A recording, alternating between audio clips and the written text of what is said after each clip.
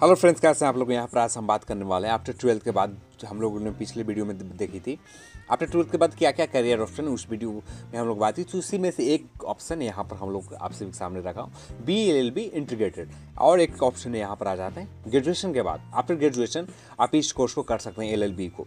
ठीक है, अब हम ये दोनों ऑप्शन को देखेंगे आफ्टर 12th और एंड आफ्टर ग्रेजुएशन के बाद। दोनों कोर्सों के बारे में हम लोग यहाँ पर जाने। इसके लिए इंट्रेंस एग्जाम होंगे, सारी चीज़ डिटेल हम इसमें, करियर कैसा होगा, सारे डिटेल हम इस वीडियो में जानने वाले हैं। तो चलिए हम लोग शुरू करते हैं। सबसे पहले हम लोग देखेंगे BLLB इंटीग्रेटेड के बारे में।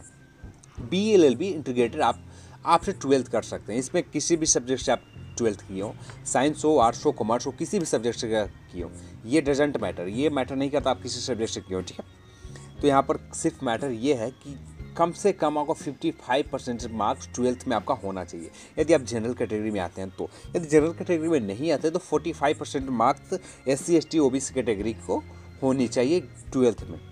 ठीक है, यहाँ पर 10th सेमेस्टर का कोर्स है, इसे 5 साल में पूरा कर लेनी है। यदि किसी वजह से, किसी कारणवश से मान लेते हैं आप स्टार्टिंग में गए और वहाँ पर प्रिपरेशन में सही से आपका समय और मैनेज नहीं कर पाए, उस स्थिति में फर्स्ट सेमेस्टर फेल हो जाता है, तो उस स्थिति में आपको पास 3 साल का एक्स्ट्रा समय होता है। यहाँ पर 8 साल में पूरी कोर्स को कंप्लीट कर लेनी होती है। यहाँ पर रिलैक्सेशन 3 साल का मिलता है, यानी 5 दिन 8 साल आपको पूरे समय होंगे।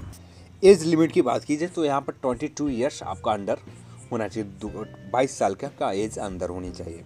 अब हम बात कर लेते हैं LLB के बारे में। LLB भी सेम प्रोसेस है। आफ्टर ग्रेजुएशन आप इस कोर्स को कर सकते हैं। यहाँ पर किसी भी सब्जेक्ट से आप की हो, साइंस हो, आर्ट्स हो, किसी भी सब्जेक्ट से हो, या कॉमर्स हो, किसी भी सब्जेक्ट से आप ग्रेजुएशन किए हैं, आप ग्रेजुएट हुए हैं, आप इस कोर्स को कर सकते हैं। यहाँ पर एक शर्त फॉलो करना है, 55% ग्रेजुएशन में आपका मार्क्स होना चाहिए और 50% मार्क्स SC ST और OBC कैटेगरी के लिए होनी चाहिए। ठीक है, यहाँ पर 6 सेमेस्टर में पूरी कोर्स होगी और इसके लिए 3 साल समय दिए जाएंगे आपको। यहाँ पर भी रिलैक्सेशन मिल जाता है 3 साल का। यदि किसी सेमेस्टर में आप फेल हो जाते हैं तो यहाँ पर 3 साल का यहाँ पर रिलैक्सेशन आपको मिल जाता है। टोटल 6 ईयर हो गया। एज लिमिट की बात की जाए तो यहाँ पर अंडर 30 ईयर्स आपका एज होना चाहिए। 30 साल के अंदर आपको LLB करने के लिए एज होनी चाहिए। अब हम लोग बात कर लेते हैं LLB या BLLB इंटीग्रेटेड कैसे कर सकते हैं। इसके लिए आपको इंट्रेंस एग्जाम देना होगा। ये entrance exam National Law University organise करती है, क्लैट इंट्रेंस एग्जाम। इसका जो फुल नेम होगा कॉमन लॉ एडमिशन टेस्ट। ठीक है, इसके लिए इंट्रेंस एग्जाम की एंट्री के लिए आप इसमें एलिजिबल, आप इसमें भाग लेने के लिए 4000 का आपको फी देना होगा। और इसमें जो बात कर ली जाए, क्लैट कब स्टार्ट हुआ, तो क्लैट आपको 2008 में स्टार्ट हुआ। उस समय लगभग 4000 के आसपास लोगों ने इसमें फर्स्ट बार इस एग्ज़ाम के इंट्रेंस एग्जाम के लिए देने के लिए लोग बैठे। उसके 2-3 साल के बाद बहुत ज़्यादा क्रेज हुआ। 45 अब का जो स्थिति है, 1.5 लाख से ऊपर कैंडिडेट इसमें के लिए इसमें बैठते हैं, एग्ज़ाम इंट्रेंस एग्जाम को देते हैं, क्वालिफाई। ठीक है, अब एग्ज़ाम का जो पैटर्न होता है उस चीज़ को देख लेते हैं। एग्ज़ाम का pattern English, general knowledge, math जो 10th लेवल के बेसिस पर होते हैं, legal aptitude and logical reason से प्रश्न पूछे जाते हैं। यहाँ पर जो समय दिए जाते हैं 2 घंटे के समय दिए जाते हैं। और जो एग्ज़ाम का टाइप है कंप्यूटर बेस्ड एग्जामिनेशन का होता है। ठीक है, इसमें जो प्रश्न होते हैं मल्टीपल चॉइस क्वेश्चन पूछे जाते हैं। और इंडिया में बात की जाए तो 17 लॉ यूनिवर्सिटीज़ है, 17। ठीक है, अब इसके टाइप्स ऑफ लॉ को देख लेते हैं। टाइप्स ऑफ लॉ हो गए cyber law, criminal law, civil law, constitution law, corporate law, environment law, income tax law, labour law. अब हम बात कर लेते हैं इसके कैरियर हमारे देश में भी बहुत ज़्यादा बेहतर है और अदर कंट्री में भी बहुत ज़्यादा बेहतर कैरियर है। आप अदर कंट्री में भी जाकर अपना कैरियर बना सकते हैं। इसमें जज आप बन सकते हैं, लीगल एडवाइज़र बन सकते हैं, डिफेंस सर्विसमैन, पब्लिक प्रोसिक्यूटर या गवर्नमेंट एम्प्लॉय या एडवोकेट या टीचर या प्रोफेसर बन सकते हैं। यदि पास आपको टीचिंग स्किल बहुत ज़्यादा बेहतर, आप किसी को बेहतर तरीके से समझा सकते हैं, किसी बात को एक्सप्लेन कर सकते हैं अपनी बातों को, तो आप इसमें शिक्षक के तौर पर, प्रोफेसर के तौर पर यहाँ पर आप अपना कैरियर शुरुआत कर सकते हैं। ठीक है, यहाँ पर भी बहुत बेहतर कैरियर है। अब हम बात कर लेते हैं स्कोप अंदर कंट्री में कैसा है, तो स्कोप बहुत बेहतर है।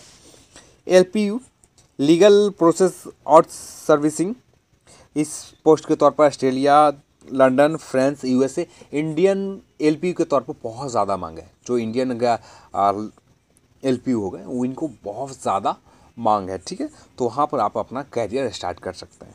और जज की बात की जाए तो जज एक दूसरे जज को नियुक्त करते हैं, आप सभी लोग जानते हैं। जैसे एक सुप्रीम कोर्ट का जज हाई कोर्ट के जज का नियुक्ति करता है, एक हाई कोर्ट का जज सुप्रीम कोर्ट के जज का नियुक्ति होती है हाई कोर्ट के जज के द्वारा, ठीक है। और यदि बात की जाए किसी डिस्ट्रिक्ट लेवल के सिविल कोर्ट में आप जज बनना चाहते हो, उसके लिए आपके पास 10 साल का एक्सपीरियंस होनी चाहिए एज अ लॉयर। 10 साल का आप एक्सपीरियंस है तो आपको यहाँ पर कोई इंटरव्यू, कोई एग्ज़ाम, कोई इंट्रेंस एग्ज़ाम नहीं देना होता, सिर्फ आपके पास एक्सपीरियंस होना चाहिए। आपको एक जज आपके एक दूसरे जज को नियुक्त करता है, ठीक है। तो यही प्रोसेस है, इसमें कुछ ज़्यादा विशेष प्रोसेस नहीं है। और इसमें कुछ यदि रह जाते हैं पूछने के लिए तो आप हमें कॉमेंट सेक्शन में पूछ सकते हैं। और ये जो कोर्स है थोड़ा एक्सपेंसिव हो जाता है, थोड़ा सा महंगी कोर्स है इसके लिए। तो इसके लिए इंट्रेंस एग्ज़ाम के लिए भी आपको एक अच्छा प्रिपरेशन करना होगा। आपको फर्स्ट अटेम्प्ट में आप निकालना चाहते हैं तो जो मैंने एग्ज़ाम पैटर्न बताया, आप ऑफिशियल वेबसाइट पर जाकर वहाँ पर चेक कर सकते हैं सिलेबस को चेक करने के बाद उसी आधार पर अपना यदि प्रिपरेशन करते हैं तो आसानी से आप फर्स्ट अटेम्प्ट में क्लैट इंट्रेंस एग्ज़ाम आप निकाल सकते हैं, ठीक है। उसके बाद एक बहुत बेहतर कॉलेज भी मिलेगा। उसके बाद आप लॉ की तैयारी कीजिए, जो आपका टाइप्स ऑफ लॉ हो उसमें प्रिपरेशन कीजिए आप। और पूरे आप यदि ग्रेजुएशन की बात करते हैं तो 3 साल का आपका कोर्स होता है। यदि 12th की बात करते हैं तो आपका 5 साल को समय देना होगा, तो 5 साल में आप पूरे कंप्लीट हो जाएगी, ठीक है। यहाँ पर थोड़ा एग्ज़ाम इसका जो कोर्स है थोड़ा एक्सपेंसिव हो जाता है, इस वजह से महंगी कोर्स है। आप सेकंड कोर्स में हम लोग बात करेंगे डिप्लोमा कोर्सेज के बारे में, तो वहाँ पर हम लोग एक सस्ती कोर्स के आप सभी के सामने रखने वाला हूँ। तो उस कोर्स के बारे में हम लोग जानेंगे इस वीडियो में, और बेहतर कोर्स है उसी चीज़ के पूरे डिटेल हम आप सभी को सामने रखेंगे। और उसके नेक्स्ट मंथ में आपको दिसंबर में आपको 3 वीडियो मिल जाएगा। फर्स्ट से 10 दिसंबर के बीच में एक वीडियो मिल जाएगा, और सेकंड 20 से 11 से 20 दिसंबर के बीच में सेकंड, और थर्ड 21 से 30 के बीच में थर्ड वीडियो आपको मिल जाएंगे। सारे डिटेल उसमें।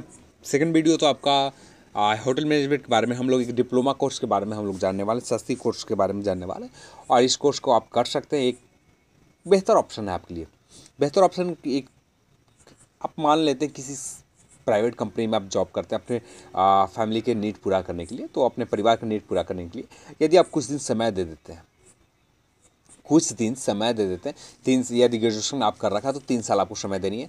आप 12th कर रखे हैं तो आपको 5 साल समय देनी है। वैसे भी आप 3 साल आप ग्रेजुएशन करने में समय तो आप बर्बाद अपना कीजिएगा, ये तो गारंटी है।